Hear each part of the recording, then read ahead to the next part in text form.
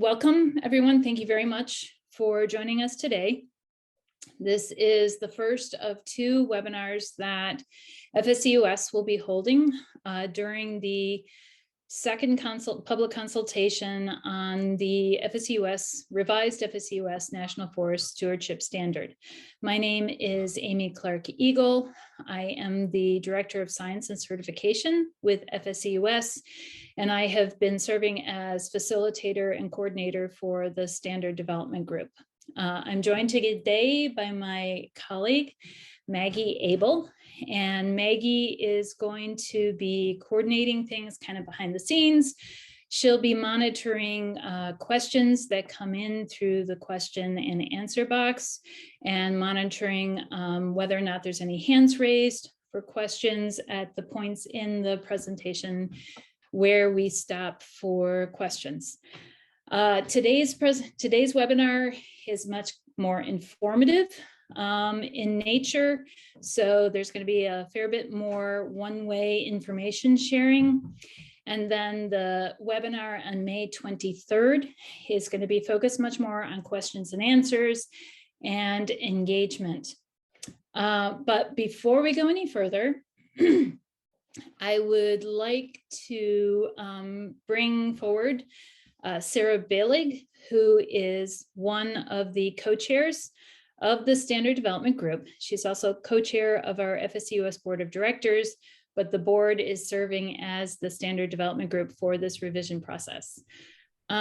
Maggie, could you please unmute Sarah so she can speak? And I just realized I need to probably stop sharing the presentation if anyone's going to be able to see her.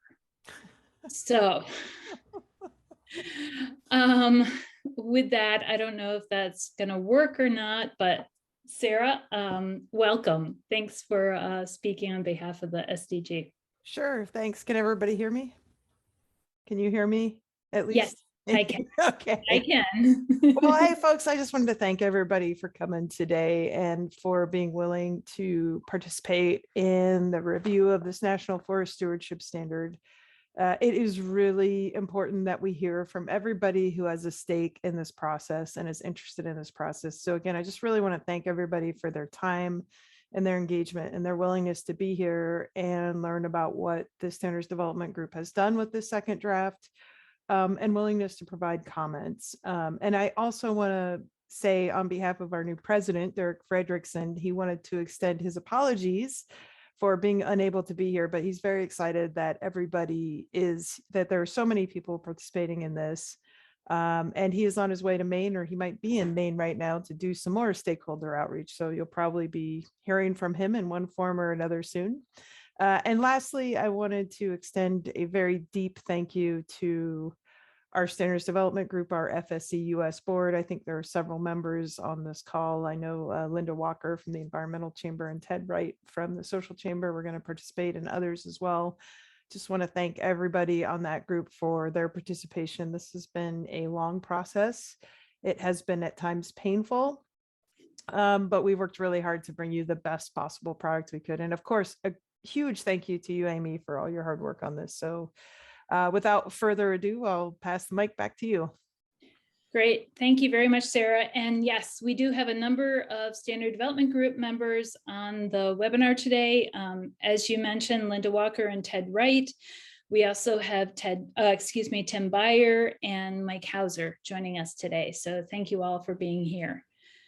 Amy, before we get started, it looks like we do have with their hand raised. I'm not sure if this is a question that's important to ask before we get started, but if we have a minute, we might want to let this person ask their question. Okay, great. Okay, so Rosalie, I'm going to go ahead and let you talk. So Rosalie, you've been given the opportunity to unmute, but I think you need to unmute yourself as well. I think I did, and I did not mean to ask a question at this time. I'm sorry. That's okay. No, not a problem. So just so everyone knows, if you have that little raised hand, I do see that, and we'll assume that you have a question. So if you do put your hand up, please note that you will assume that you have a question. But great. So I think we can pass it back to you, Amy. Go ahead and get started. Thank you much.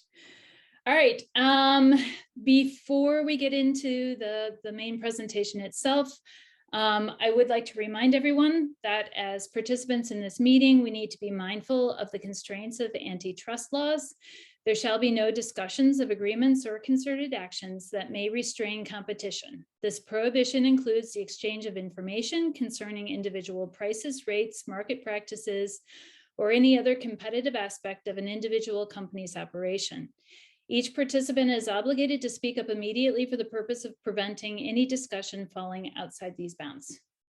Thank you very much for paying attention to this. Okay, so today, the focus of this webinar is threefold. First is to provide a brief overview of the development process. I mean, a lot of you I know have been engaged and aware of how things are going, but there may be some folks on the call who are new and not as familiar with this process. Also, the core part of the webinar and the bulk of the time will be focused on us providing a summary of the most significant changes that occurred between draft 1 and draft 2 of the standard. And then at the very end, and I'm hopeful that you'll be able to stay with us, I'm suggesting just a simple approach for how you might begin to go through your review of the consultation materials and some of the resources that we have available that may help you as part of that. Okay, so again, please, if you have questions, we're going to stop, and I've got slides kind of interspersed within the slide deck today. When we stop, if you'd like to ask a question verbally, please raise your virtual hand, or you can type it into the Q&A box that's part of what you have in front of you. We are not planning on using the chat box today. So if you have a question, please type it into the Q&A function within the webinar that you're seeing in front of you. We are asking everyone to stay muted. I think by default, because we're using the webinar function, you're officially muted unless we unmute you. But please remember, if by chance we forget or miss it, to mute yourself. And we are recording this webinar. We are going to be making it available via the website after the fact. So just remember that when you're asking questions or if you make a comment. All right, great. Thank you. Okay, so at the beginning of this process, the Standard Development Group established an overarching goal for themselves of maintaining continuity and consistency with the existing standard as possible.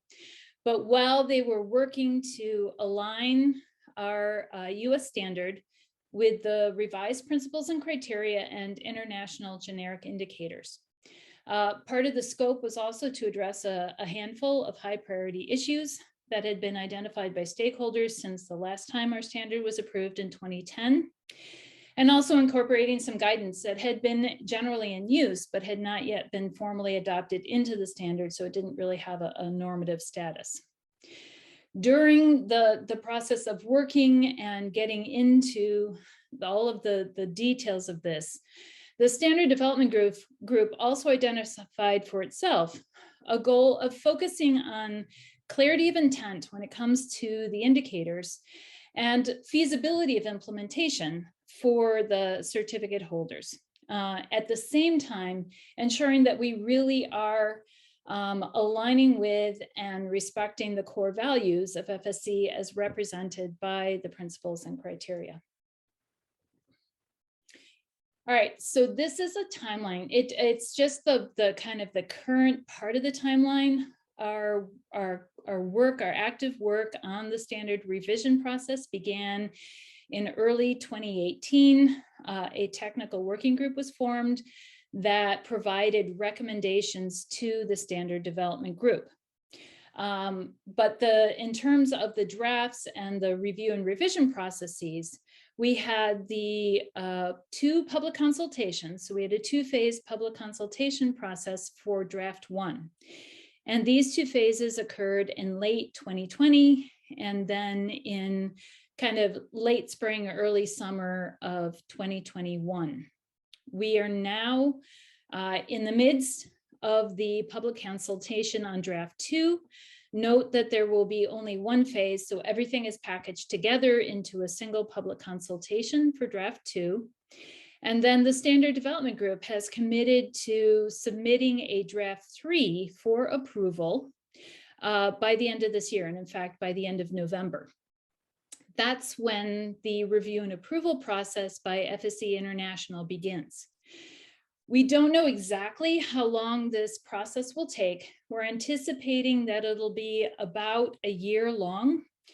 There is a review process that is completed by FSC International staff, and then they move the standard forward to the International Policy and Standards Committee. And that committee has delegated authority from the FSC International Board of Directors for making decisions about national standards, so National Forest Stewardship Standards. The Policy and Standards Committee at the international level may give us an approval, or they might give us an approval with conditions, in which case the conditions would need to be addressed before the standard is considered formally approved and then is published.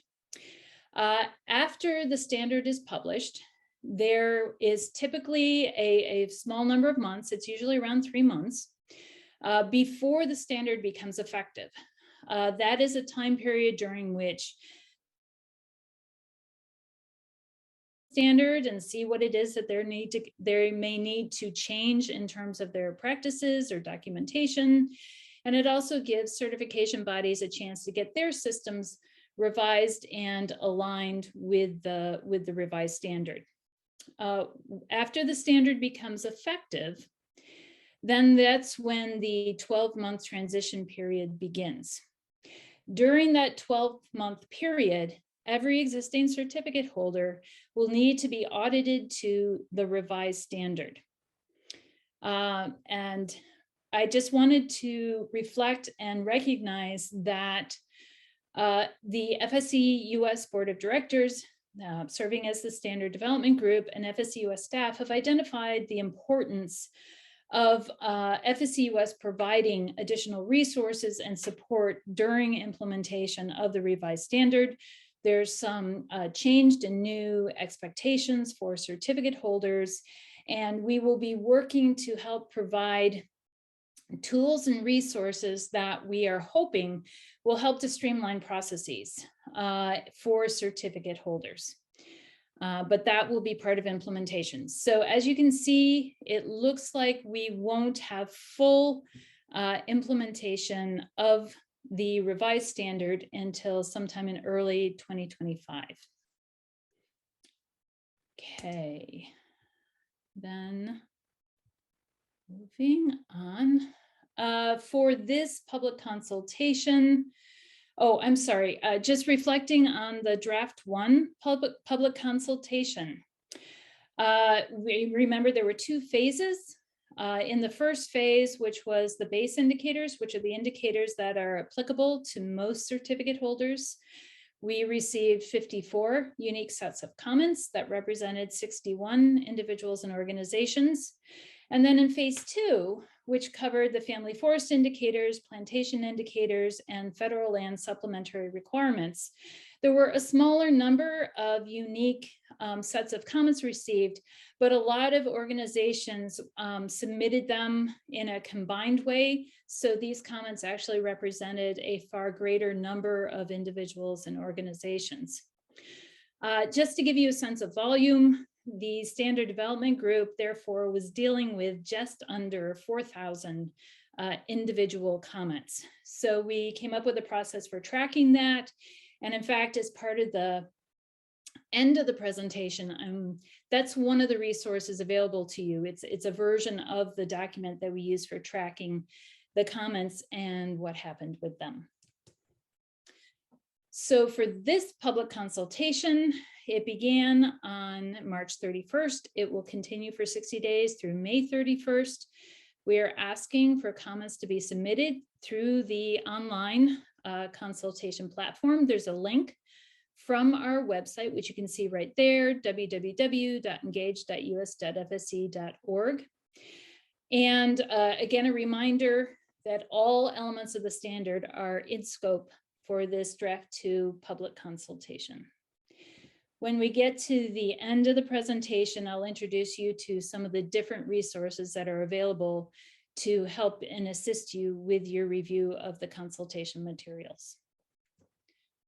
Okay, so quickly before we get into the kind of core of things, Maggie, do we have any questions that pertain to the overall revision process or kind of overview and in some way? Yeah, thanks, Amy. So I don't see any questions or hands raised, but I'll give folks a little bit of time in case they think of anything. One thing I wanted to note is Linda Walker did mention that that she thought it might be good to share that field testing will also be done starting this summer. Yep, we have some testing. It'll be forced testing in the sense that we will be looking at and working through some of the kind of more the indicators that were identified by the standard development group as in need of some, just an extra look. It will likely not be in the field, it'll be more of a desk test, but yes, we will be working on that in the coming months. If you don't have anything, Maggie, then I'm gonna keep on trucking. Yes, let's move on, thank you. Yep, okay, so this is the core part of the webinar for today. These are significant changes between draft 1 and draft 2. It's broken into 3 chunks. The first looking at the priority issues that were identified at the beginning of the revision process and a couple of other priority issues that have come up along the way. And then there's a couple of new elements that have been added between draft 1 and draft 2. And then after that, some additional kind of more significant changes that have been implemented by the standard development group. So again, starting with the priority issues, the first one is forced workers. Principle 2 focuses on the rights and well-being associated with forced workers. The changes here were generally intended to address concerns regarding comments that we received about the potential difficulty of conformance and auditing for the indicators that were included in draft 1.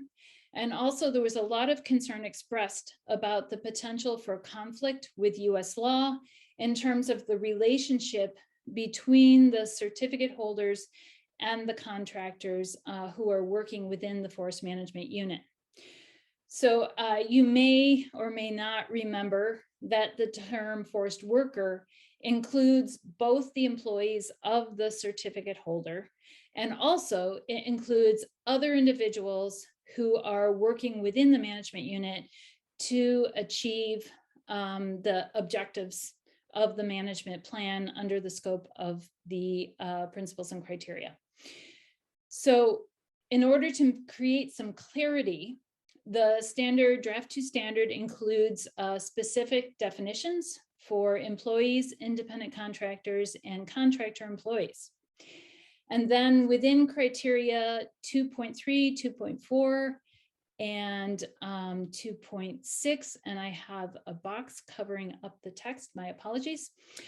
There are now separate indicators, some that are more explicitly focused on the needs for conformance as they relate to employees, and then others that are focused on the expectations for conformance as they relate to contractors and contractor employees. There's also guidance now in Principle 2, which recognizes that other certification schemes such as master loggers, if those are in fact in place and applicable for the contractors that a certificate holder is using, this may help to inform demonstration of conformance for particular indicators if in fact the certification scheme is relevant. So as an example, if I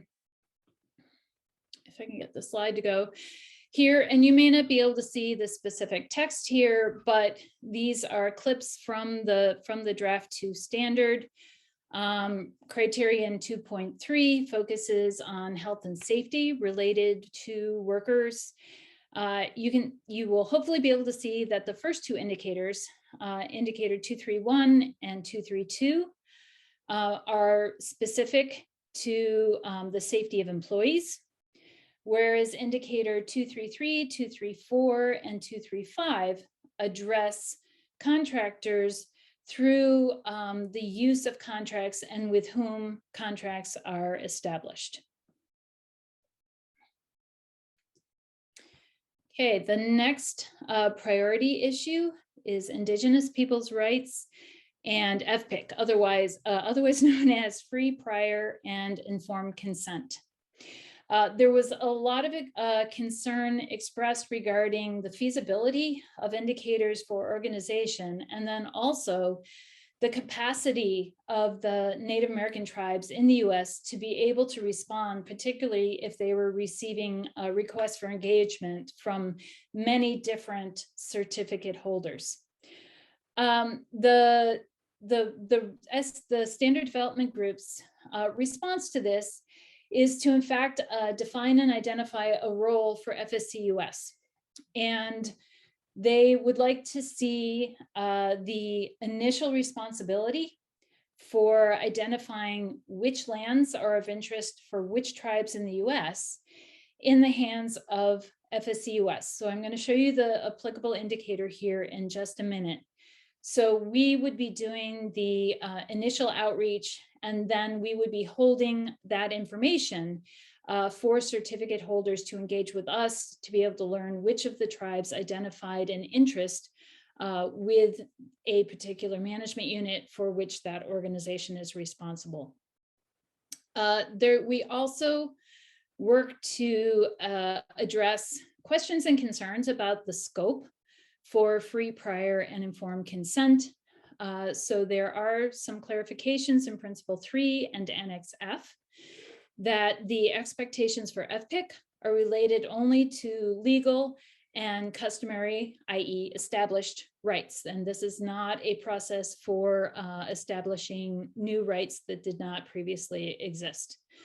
There's also new clarifications to help understand what happens if a rights holder does not wish to engage in, or if they withdraw from an ongoing FPIC process. All right, so this is the draft 2 language for indicator 311, and it clarifies that FSC US will be the one who is identifying the tribes that may be affected by management activities and therefore interested in engaging with an organization responsible for a particular management unit. There's additional applicability there. It recognizes that the responsibility for the certificate holder is to, in fact, for conformance with indicator 311, is to engage with FSC US to learn what the results of FSC US's engagement has been. The rest of the indicators in Principle 3 are then the responsibility of the certificate holder for engagement with those tribes that self-identified as being interested in that particular management unit.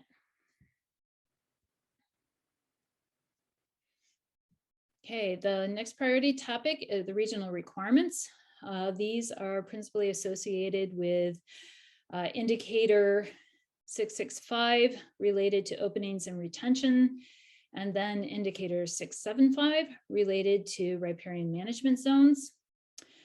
There were not a lot of changes here, but the Standard Development Group asked FSC US to make a commitment to completing a literature review within 2 years from the end of the approval, or excuse me, from the time of the approval of the revised standard. This literature review would be looking at literature that has become available in more recent years related to the relationship between these regional requirements and the the benefits that are provided by particular opening sizes and riparian widths, and particularly as they relate for indicator, at least indicator 665, as they relate to the natural disturbance regimes in the different regions. There were no additional changes in the regional boundaries either.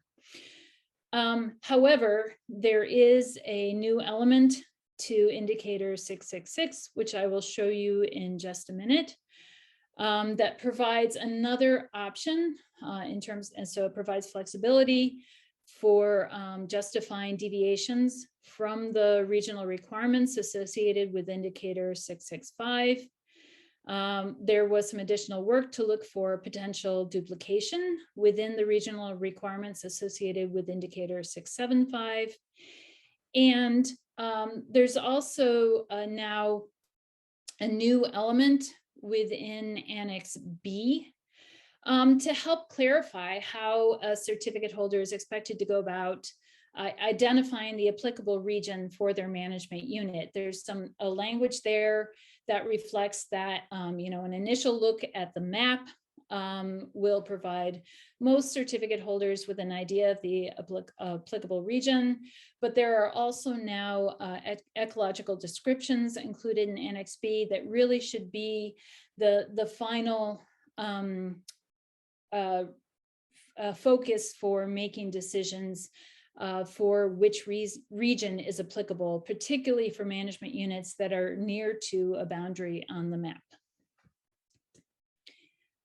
In terms of indicator 666, you're not going to be able to, we won't have time to go through all of the language here, but you'll see that for the purpose of restoration, the organization has the option to follow either of the below approaches for justifying departures from harvest opening size limits associated with indicator 665.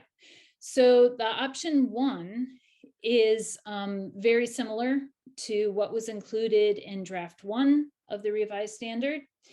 And then option 2 focuses more on increasing engagement and transparency associated with a certificate holder's interest and rationale for deviating from the opening size limits in the regional requirements. And it also includes an expectation that information will be shared with FSC US to help inform future decisions by the Standard Development Group about regional requirements as they relate to openings. Okay, priority issue associated with representative sample areas. The indicators and criterion 6.5 have changed fairly significantly.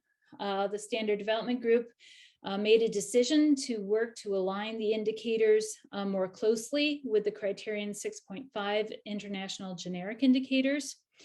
And then there were additional revisions to Annex G, both to simplify it and also to align it with the revised indicators. And this included removing figure 1, which was an element of many comments.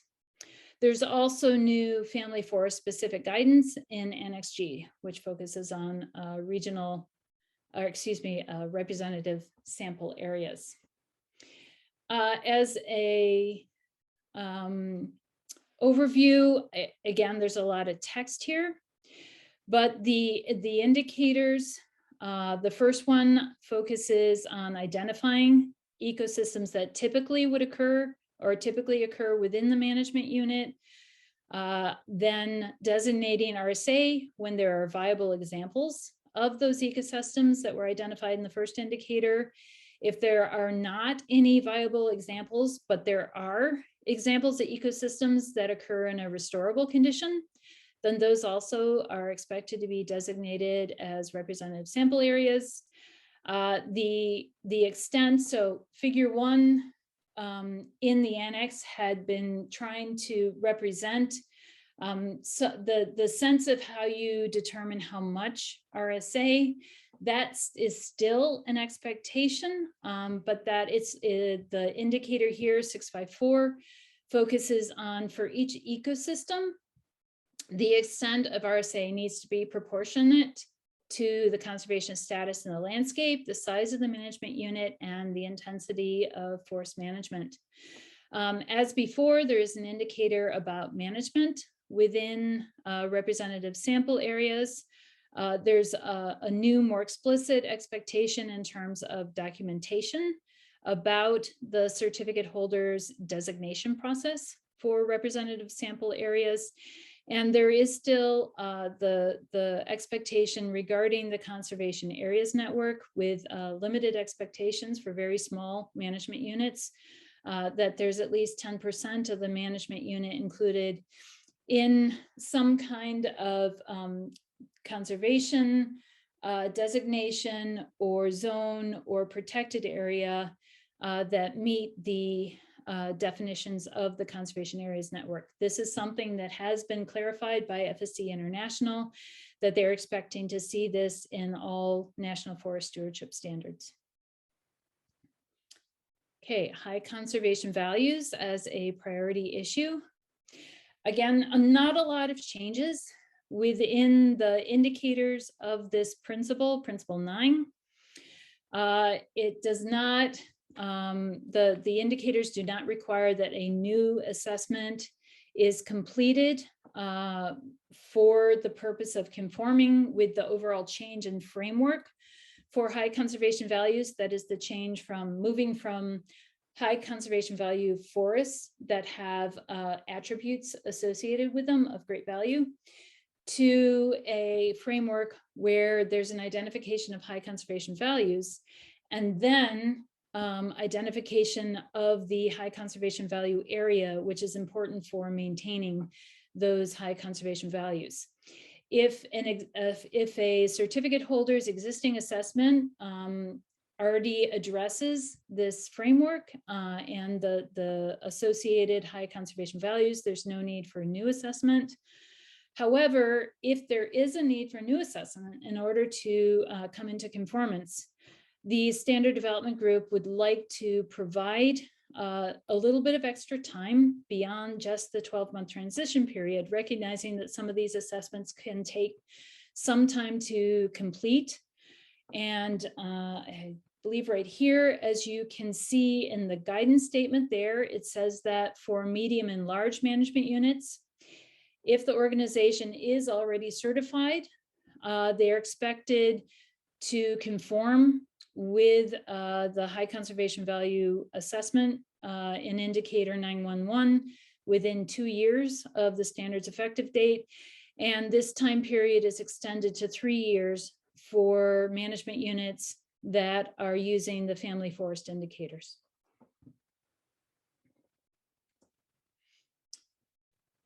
So for family forest themselves, there were a lot of concerns expressed in the comments that the low risk of family forest management units were not adequately addressed, particularly in principles 6 and 10. And so there has been an increase in the number of family forest indicators or related guidance or intent language within those two principles. And there's also a clarification in the introduction that federal lands are not eligible for the family forest indicators. However, the Standard Development Group has made a decision for draft 2 to make indicator 681, which is a landscape scale requirement, to be not applicable for all small management units, regardless of the ownership type. There's also new family forest specific guidance in both Annex G and Annex H, as I previously mentioned, addressing representative sample areas and the conservation areas network. Again, there's a fair bit of text here, but in Principle 6, there's new intent language associated with indicator 611, recognizing that the information in heritage databases may not always be readily available. There are now a number of family forest indicators associated with criterion 6.5, and so there's an expectation of conformance with 5 indicators instead of the 8 indicators that are relevant for most certificate holders. I already mentioned the new guidance in the annexes, and there's a new family forest indicator associated with the base indicator for that's addressing the need for having a strategy in place for dealing with invasive species. In Principle 10, in Draft 1, there were in fact not any family forest indicators in Principle 10. There was a little bit of guidance associated with one indicator, but as you can see, the Standard Development Group did go back and reassess and has added new family forest indicators, not applicable designations, and low risk designations to a number of indicators in Principle 10, addressing species for regeneration, the control of impacts for the use of non-native species, addressing fertilizer use, pesticide use, the biological control agents, the expectations around reducing the impacts of natural hazards and increasing resilience to catastrophic disturbance, along with the expectations for family forest management units as they relate to harvest plans and other implementation plans for site disturbing activities, and the optimizing the use of forest products.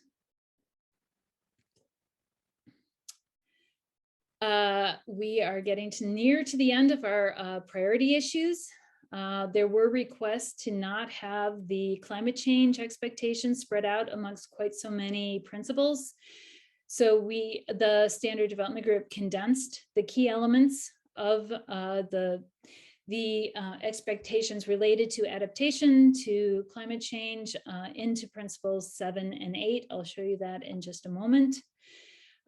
Similar to the high conservation value assessment, the Standard Development Group has added an allowance for an extended timeline for conformance with the climate change adaptation associated indicator in Principle 7. I believe that's 724. There's a significantly simplified Annex L that the Standard Development Group hopes will be more useful and more usable for certificate holders. There's also a greater explicit expectations around carbon sequestration and storage as ecosystem services that are provided by FSC certified management units, both in indicators and in Annex L. And there's new guidance associated with indicator 665 related to live tree and dead tree retention following catastrophic events. This is here associated with climate change because a lot of the comments associated catastrophic disturbance events with climate change. Here are indicator 724 and 812. These are now the core elements of the expectations around climate change adaptation. 724 focuses on identification of potential impacts and risks and vulnerabilities, and then strategies that can be implemented or may be implemented to address those.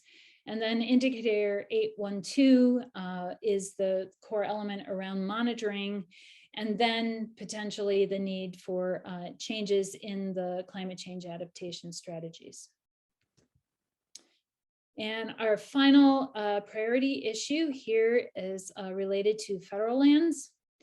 The Standard Development Group wanted to clarify that their intent for the supplementary requirements for federal lands is that in the final approved standard that they would address all of the pertinent issues for all land managing federal agencies.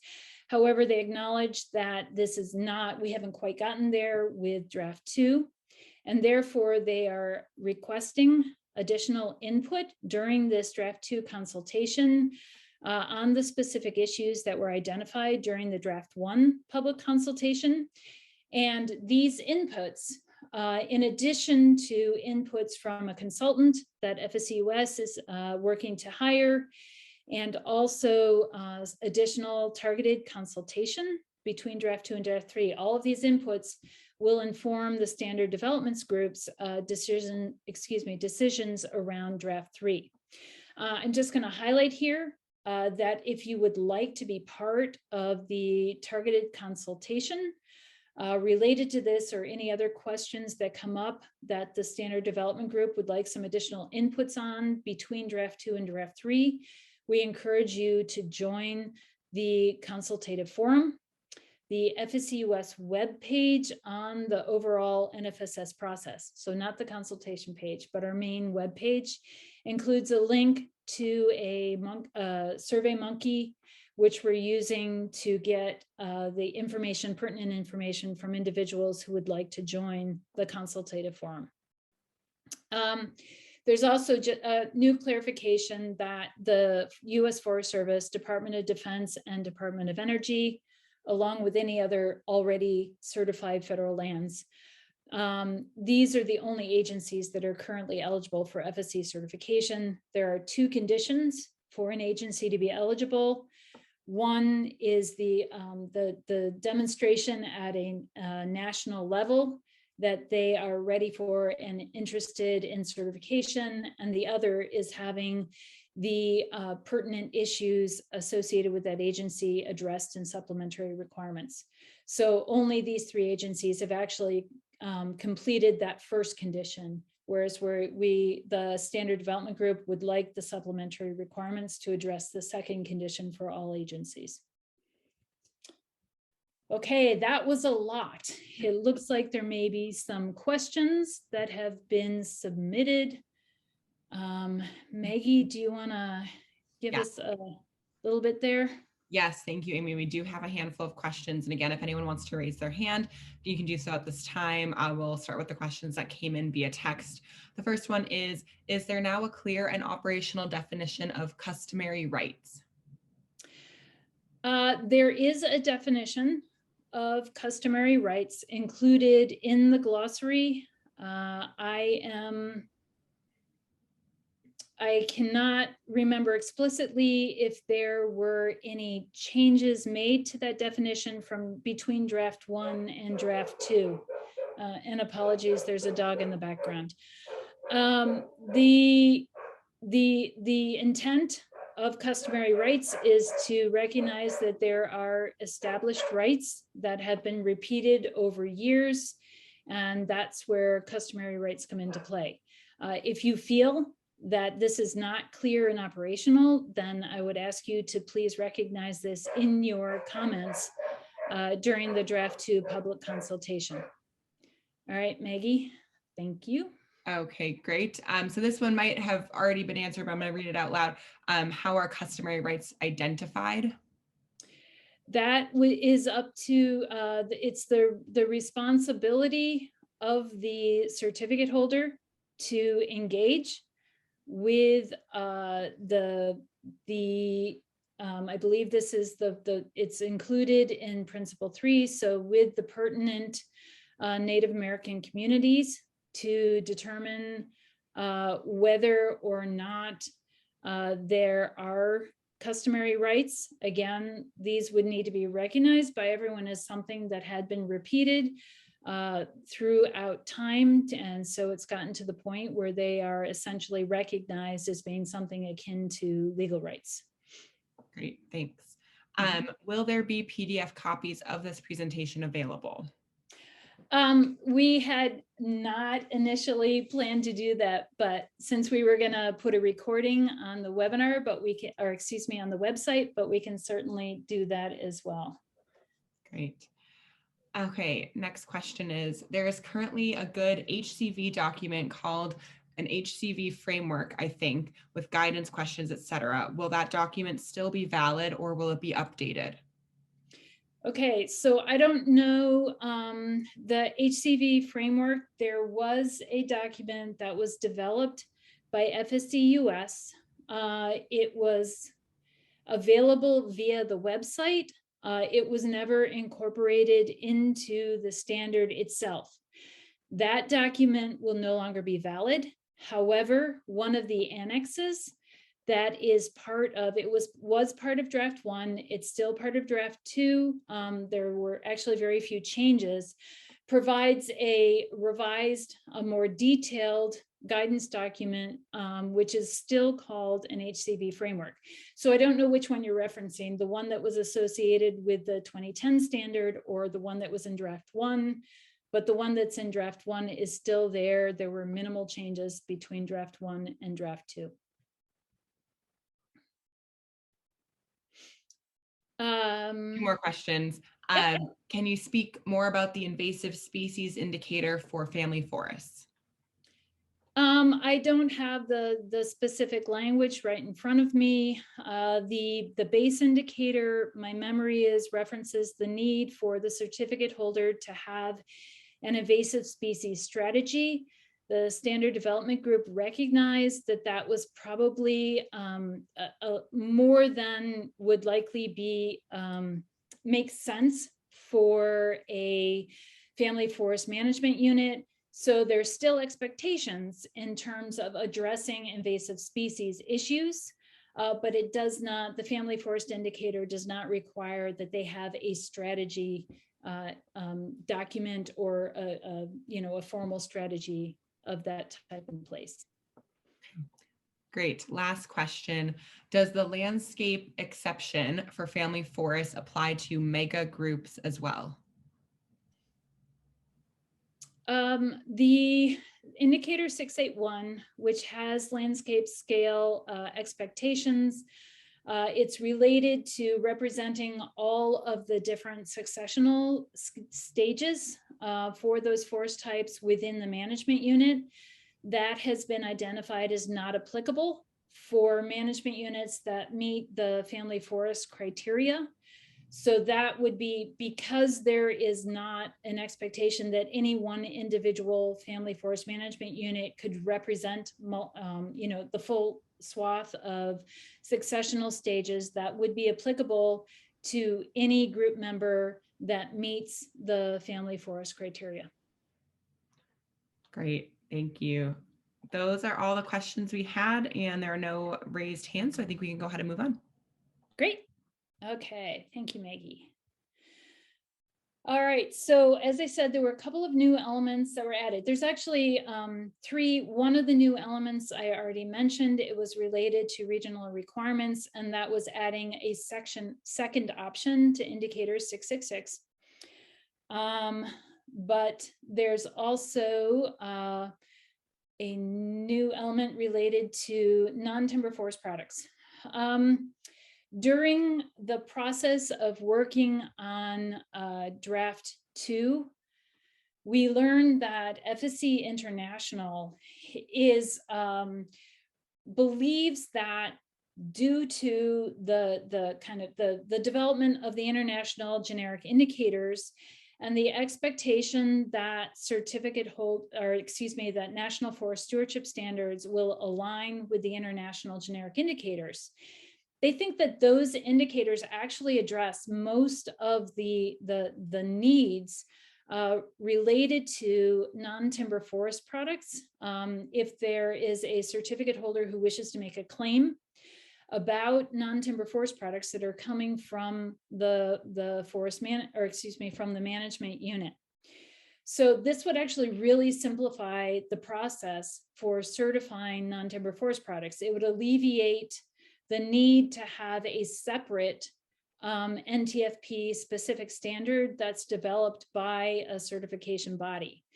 So as long as a standard includes in scope specific non-timber forest products, then those could in fact be sold by the organization with that for the non-timber forest products that come from the management unit. They could be sold with an FSC claim. There are a couple of important consultation questions are being asked about this. Both what would be of interest in terms or priorities in terms of which non-timber forest products to include within scope of the standard. Questions about whether the commenter believes that there's additional indicators that are needed to be revised or added to address specific non-timber forest products. And also probably really one of the most important ones is there needs to be an ability to demonstrate that the non-timber forest product is being harvested sustainably. And so there's a question about, which non-timber forest products, actually there's enough information available for a certificate holder to be able to make decisions about sustainable harvest, and that, being able to demonstrate that. We did need to add one indicator. It's indicator 135, which addresses food safety requirements around non-timber forest products that might be consumed by humans or animals. Think maple syrup. Okay, so in the consultation, you'll see that just in terms of trying to get people to think about this, there are 3 previously certified non-timber forest products. There aren't any currently for which that are currently being certified. These are not in scope for any particular certificate holder. We also learned from certification bodies that there were a number of additional non-timber forest products for which interest had been expressed over recent years. So we'd really like your input on these, and so that the standard development group will be able to make some decisions about which of these to include in scope for the standard. The next new element that's been added is a new indicator, and I realize this doesn't say it, but it's in criterion 6.8. There was a consultation question asked because there had been concerns identified and worries expressed about the potential for certificate holders to try and avoid allowing stands to grow into what might be considered an old growth type situation.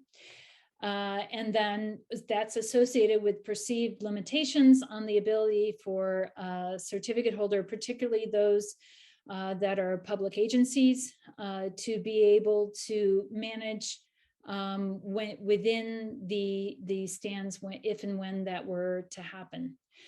There was a consultation question as part of the draft 1 consultation that asked if there were places where this was occurring. The one that was explicitly identified through the draft 1 consultation had to do with northern white cedar and black spruce forests in the upper Midwest. So there is a new indicator 683, which provides very narrowly defined flexibility for limited harvest within stands that have reached the old growth stage within this context. But there's lots of conditions placed around this, including that this movement into an old growth status occurred as a result of decisions by the organization. They need to ensure that they have objectives in place, that the old growth representation of old growth will continue to be at or above historic levels, and that continue to be protected within the management, within the management unit. Okay.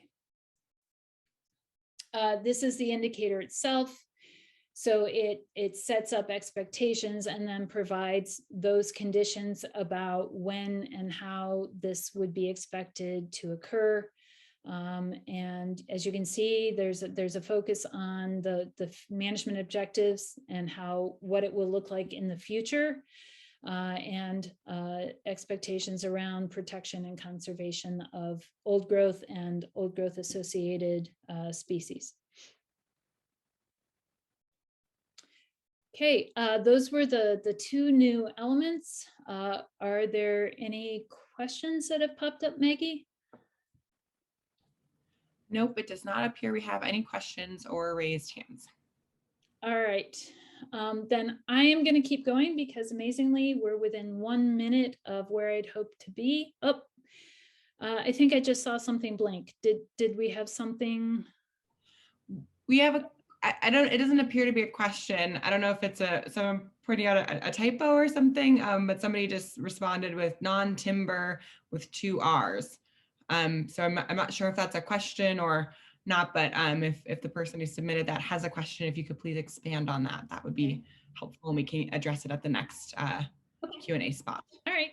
Oh, wait, it just came in. It just came in. Can you please clarify whether it will be required to be a certified product? I'm assuming the question is. So I might, if for non-timber, if it will be required to be a certified product. If I'm understanding the question correctly, there will be the idea is to have a set of non-timber forest products that are within scope for the standard.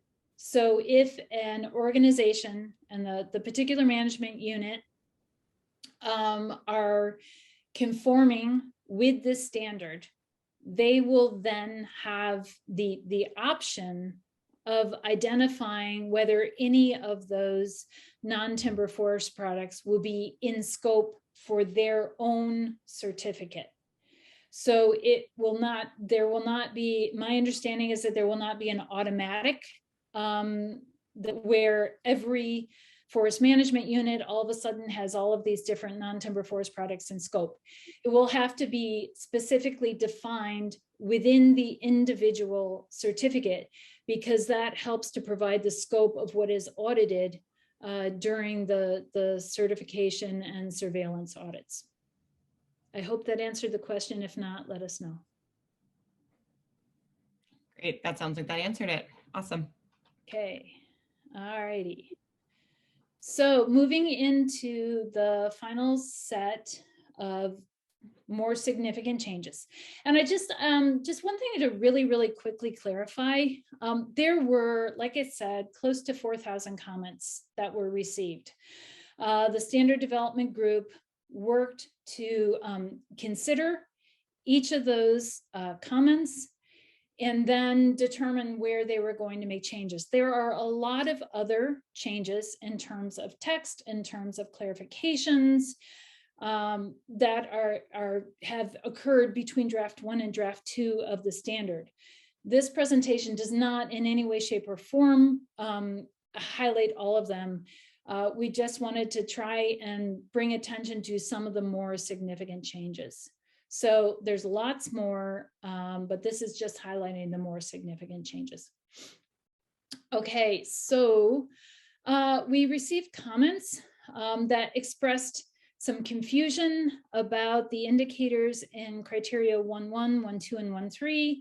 These were criteria that were kind of split out and separated from the previous set of principles and criteria. And there was some concern about duplication between the indicators as well.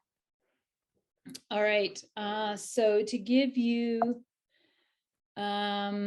a little bit more, I'm getting to my advanced slide. Here we go. So in criterion 1.1 now focuses on legal registration of the organization. So it's the legal status of the organization itself. So, you know, do you have a tax code and that kind of thing? Then criterion 1.2 is focused on the legal status of the management unit. And so the indicators there are focused more about the management unit. And then criterion 1.3 is focused on the organization's rights to use and manage within the management unit. So these are all related. And in fact, the demonstration of conformance could potentially be similar for different ones, but the real purpose and the intent of these criteria is now, I think, a little bit more clear, and the standard development group worked to make it that way. In principle 4, there were concerns expressed in the comments about criterion 4.5 regarding the scope of the indicators within this criterion and potential conflicts with private property rights and just alignment with the principle overall. And this has to do with identifying impacts of management units on local communities, and then identifying strategies on addressing those. So it's the indicators within criterion 4.5 are now focused very much on engagement. It's not as much, it's not framed out as much as the responsibility of the certificate holder to identify potential impacts, but it's working with local communities through engagement to identify what do they think are the significant impacts that are of concern for them, emphasizing that these are community level impacts, not individual level impacts. And then the second part of the criterion is identifying strategies to address the concerns. So there's a lot of text here, apologies for that, but you'll see up here at the top, there's guidance. I think some of this was here and some of it's new. That again, it emphasizes that we're talking about community level impacts, not individual level impacts. The first indicator is about engagement with local communities to identify the significant impacts. Then recognizing that, this does not give the community authority to make management decisions on private ownerships, but it's important to have that engagement and learn about concerns nonetheless. There's a little bit more information here related to who would be the appropriate kind of individual who might be able to represent a community as a whole. And then recognizing here and at the bottom of the guidance, some additional help in terms of how do you determine what is significant and what is not. And then a second indicator that's focused on developing strategies to avoid or mitigate the impacts identified. Okay, criterion 5.3, there were a lot of comments with concerns about complexity, about the scope of the draft 1 indicators, and just what exactly the feasibility and what exactly was trying to be achieved by those indicators. I'll reflect that there was a motion that was brought to the FSC General Assembly, the virtual assembly that occurred in 2021. The motion was to remove criterion 5.3 entirely from the principles and criteria. That motion did not pass. So therefore, our standard does need to have indicators that can be used to demonstrate conformance with this criterion. However, the Standard Development Group worked to revise the indicators in a way that they felt better addressed the intent of the international generic indicators. So really looking at what was the core intent of what was trying to be achieved here. And they felt that the focus needed to be more on ensuring that certificate holders are aware of externalities and are prepared for the financial risks related to externalities, and particularly as it links to criterion 5.5, where the certificate holder needs to be able to demonstrate that they have the capacity, in fact, to implement the management plan and conform with the principles and criteria. These changes also meant that there's less duplication with criterion 4.5 and others that address social and environmental impacts. So the language, apologies.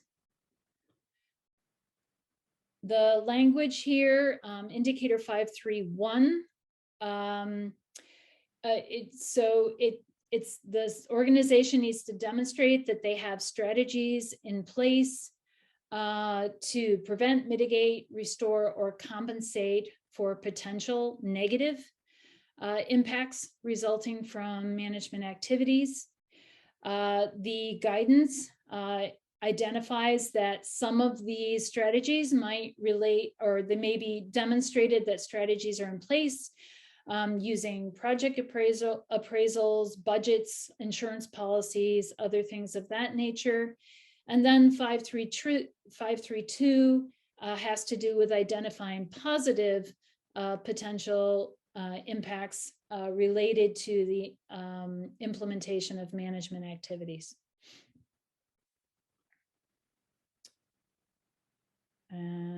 that's going the wrong way. Okay. We had comments that were received during the draft 1 public consultation, recognizing that the draft 1 had actually narrowed and significantly restricted the use of non-native species for regeneration. Even so, it didn't even allow use when there was an environmental or ecological benefit for using non-native species.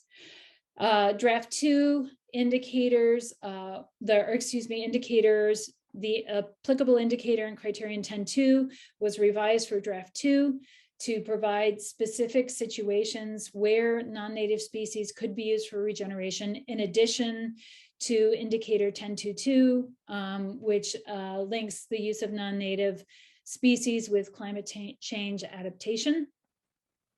There's also a consultation question asking if there should be additional situations during when this should be allowed.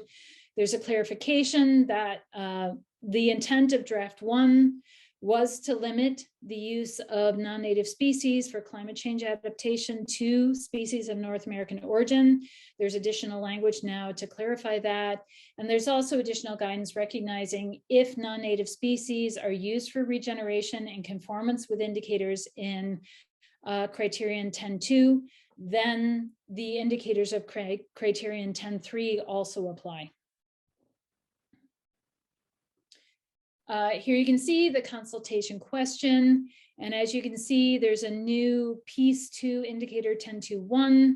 Non-native species are not used for artificial regeneration except per indicator 10.2.2 or when the following conditions or the following are the rationale for doing so. And you'll be able to look at the details of that as part of your review of the materials. In criterion 10.7, the standard development group worked on revising the indicators that have to do with pesticides use to reduce duplication with the FSC pesticides policy, instead reference it. The intent here was to address the desire to streamline the standard to the extent possible, and also recognize that this means that if the pesticides policy does change in the future, that this would avoid conflicts between the pesticides policy and our US standard. So the indicators that are included for criterion 10.7 within draft 2. The first focuses, again, as before, with the use of an integrated pest management system to avoid or reduce chemical pesticide applications. 10.7.2 includes the reference to the pesticides policy and demonstrating that the environmental and social risk assessment framework, which is established in clause, I think it's 412 of the pesticides policy, that the certificate holder is in conformance with this. Then moving into the selection of which pesticide, and that is based on the risk and effectiveness of the particular pesticide, documentation expectations, and monitoring related to pesticide use and adaptive management as needed. There is a new indicator here that focuses on compliance by the certificate holder with US pesticide labels, safety data sheets, and their own environmental and social risk assessments for that pesticide. Okay, there are two here that are not specific to a particular criterion or indicator.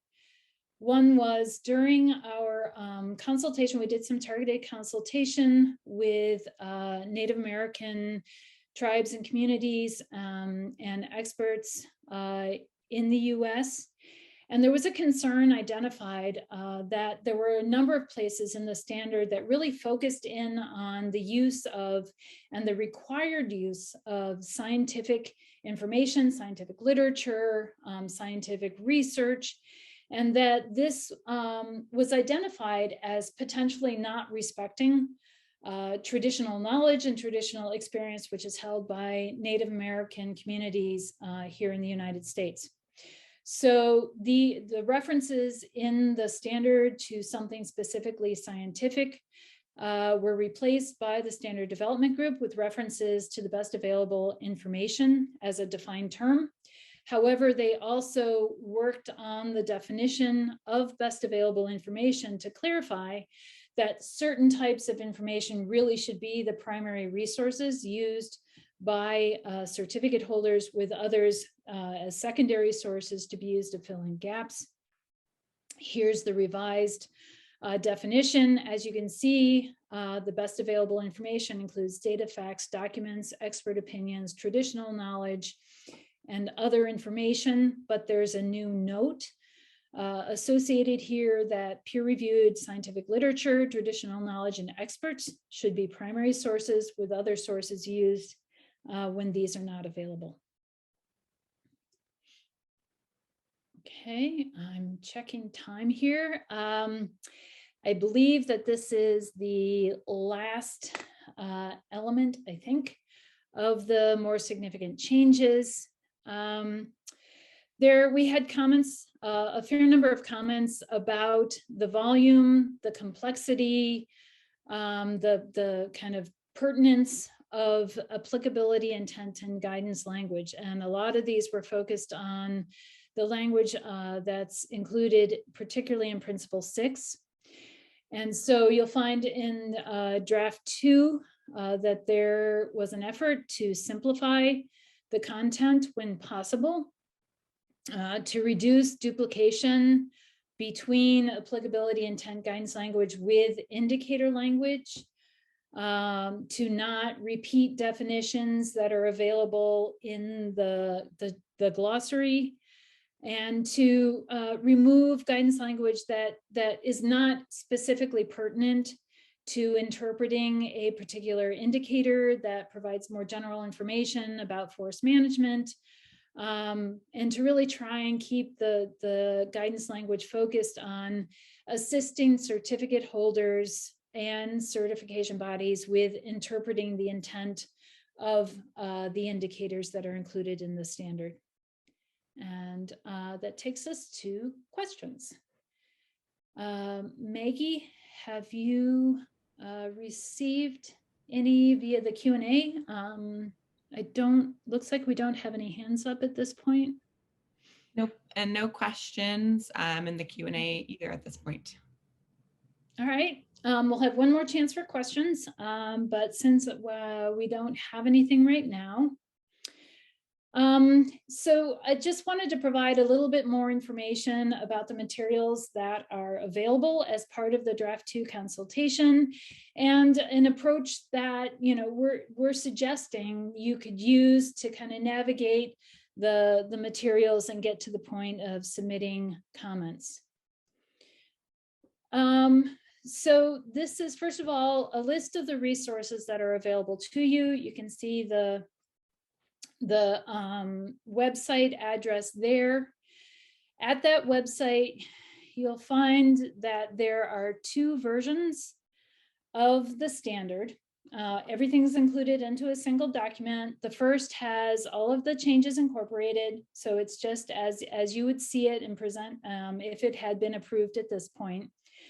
And then the other one is a track changes versions that shows the changes that were made between draft 1 and draft 2. When there were a lot of changes made between the existing standard and draft 1. So many of those are still incorporated. If there weren't, the standard development group did receive comments about some of those and then made decisions about which they would keep and not keep, but those are already incorporated. And the track changes just shows changes between draft 1 and draft 2. You've got 2 versions of the consultation report, and the consultation reports provide some more detailed analysis and statistics, or not, well, numbers associated with comments and the types of organizations and individuals from which comments were received during the draft 1 consultation. It provides also some general overview responses from the standard development group. And then also, along with a set of more significant changes, similar to what you heard today during this presentation, it also provides the standard development group's response to specific issues. Some of those are the same priority issues that we talked about today, but some of them are other specific issues that came up and became a little bit more significant, or there were more comments or more discussion within the standard development group about these issues that are called out in the consultation report. There's two versions because the normative process for standard revisions requires that we provide the actual comments annotized for all of the comments that were received. So all of those 3,976, whatever it was, comments are now included within annexes. I'm encouraging you to probably start with the version of the consultation report that is without the annexes, unless there's something specific that you really want to go and look at, because it's a PDF which includes 400 pages of these itemized comments. I mentioned earlier on that we had come up with a process for summarizing and tracking the comments and standard development group's responses to those comments. So there is an Excel workbook which is available for download from the web page, where you can see how the comments were summarized as part of the comments and analysis, and then what happened with those comments and what did the standard development group do with them. The web page also has links to webinar registration. We encourage you to come and join us for the May 23rd webinar, which will be more of an open format, as I mentioned before, with lots of opportunity for questions.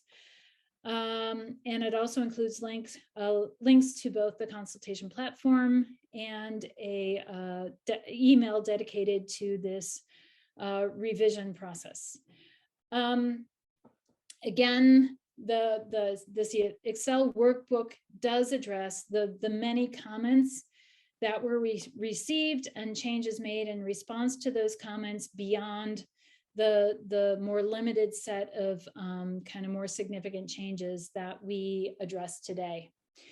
I'd also like to, I'll come back to that actually here. I'm going to come to the next slide, which is just a suggested approach to how you might go about working through these materials. And in fact, if we have enough time, I'll actually go and click through some things for you. So we'd encourage you to start by taking a look at the consultation report. And like I said before, the one that's without annexes, just to get an idea of what were the more significant issues that the standard development group worked on, and then what their responses or how they dealt with those issues. Then would encourage you to look at the draft 2 track changes version. So what changed between 1 and 2? And look at those and see, do you agree with the changes? Do you not agree with the changes? If you have specific concerns about what did or didn't change,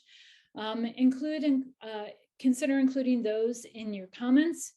If you have a question about why a particular change was implemented, that Excel workbook may provide some insight. The consultation report may provide some insight.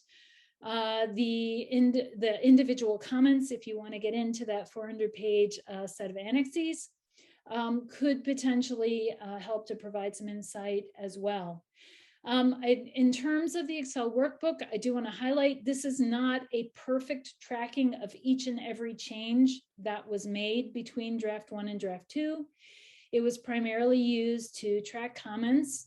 And so there may be some changes that the standard development group decided to make for clarity for other reasons that may not be as well documented, or they may be documented in one place, but then the implementation of how that decision was implemented affected different parts of the standard, and it may not be as well detailed in those other parts of the standard. If you still have questions, we would encourage you to join us for the May 23rd webinar.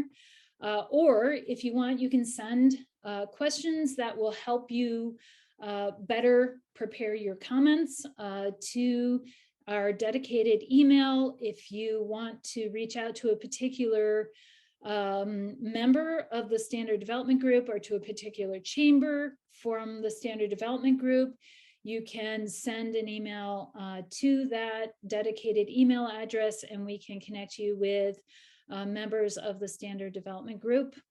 And then finally, submit your comments via the consultation platform.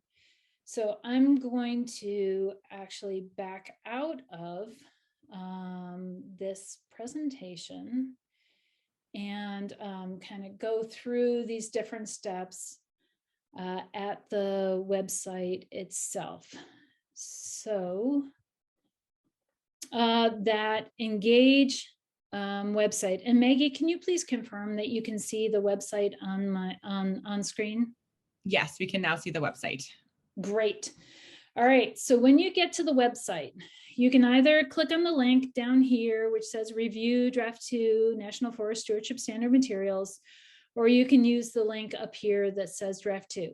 If you want to reference the Draft 1 materials, you can still do that. Phase 1 and Phase 2 are both available. And the contact here will give you that, that dedicated email address. So if we go to this page and you scroll down, you'll find the consultation report is available with the annexes or without the annexes. And we would encourage you to start there. So we can open the consultation report. You know, there's an introduction about the process, an analysis of stakeholder groups. You'll see as you scroll down that there are the most significant changes, very similar to what we talked about today. Some of them got combined or split out in slightly different ways for the presentation.